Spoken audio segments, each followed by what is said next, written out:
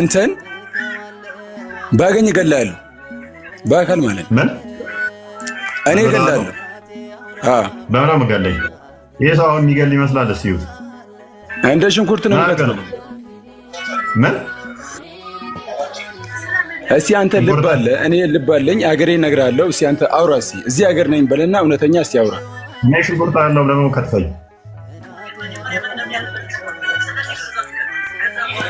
ሙስሊም ይገላል ምናምን ትላለህ እንዴ?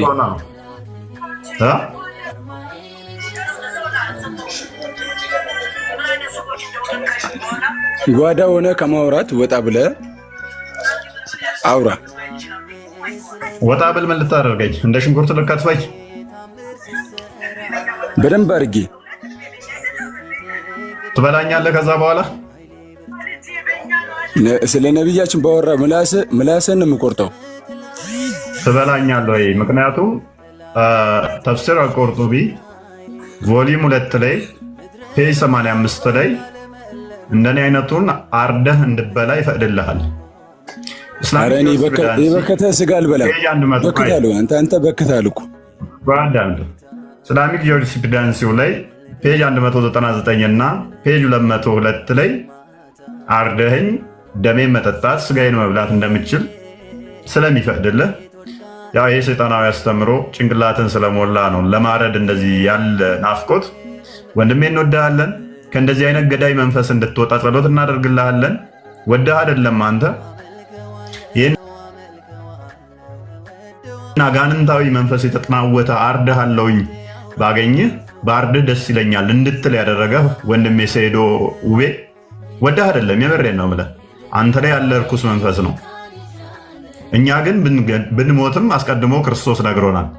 ዮሐንስ ወንጌል ምዕራፍ 16 ላይ እነሆ ከምኩራብ ያወጧችኋል፣ ከዚህም በላይ ደግሞ የሚገሏችሁ ሁሉ ጊዜ ይመጣል፣ ይህን የሚያደርጉት እኔና አብን ስላላወቁ ነው ይላል።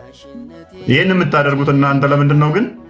እግዚአብሔርን ያገለገላችሁ መስሏችሁ ነው። ምክንያቱም ሱረቱ መኢዳ 33 ላይ አላህና መሐመድን የሚናገሩትን እጅና እግሮቻቸውን እያፈራረቃችሁ ቁረጧቸው እንዲሁም ግደሏቸው ስለሚል ማለት ነው። እረዷቸው ስለሚል ማለት ነው። ወንድሜ ወደ አይደለም፣ የምሬን ነው። ይሄ ነፍሰ ገዳይነት መንፈስ የተጠናወተ ወደ አይደለም። ዮሐንስ ወንጌል ምዕራፍ 8:44 ላይ ቁጥር 44 ለማለት ነው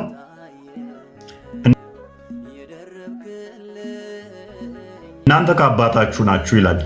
እናንተን ማለት ነው ከዳቢሎስ እናንተ ከአባታችሁ ከዳቢሎስ ናችሁ፣ እርሱ ሐሰተኛ የሐሰት አባት ነው ይላል።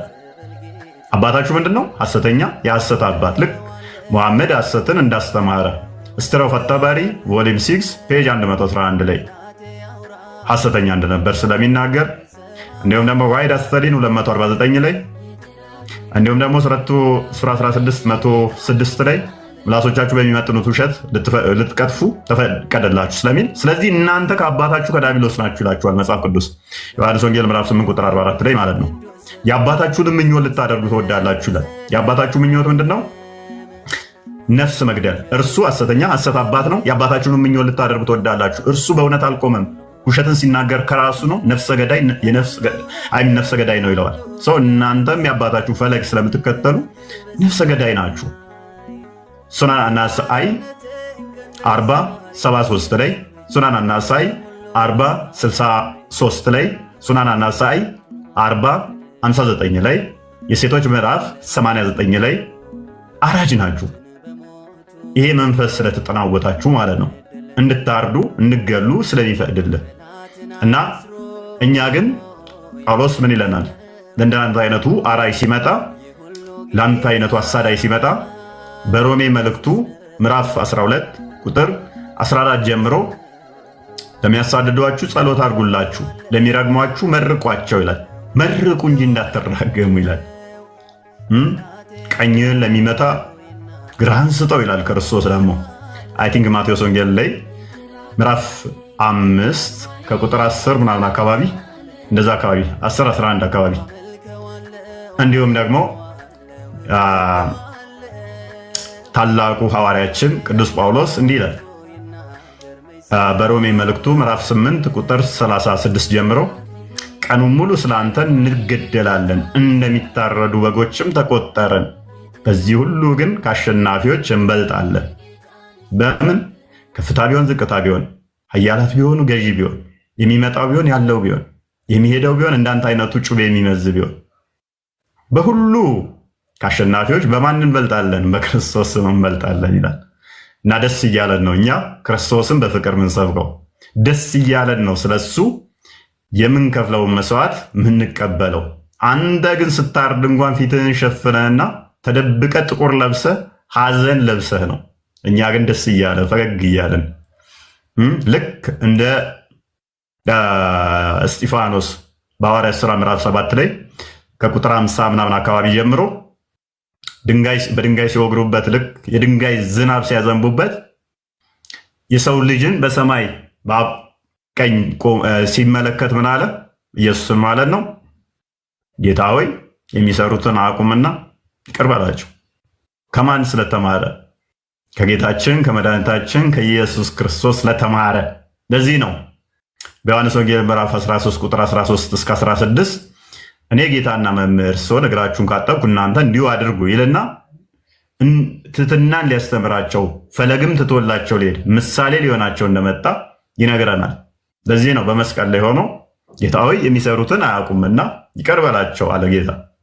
ይህንን በተግባር ማን አሳየን? እስጢፋኖስ አሳየን።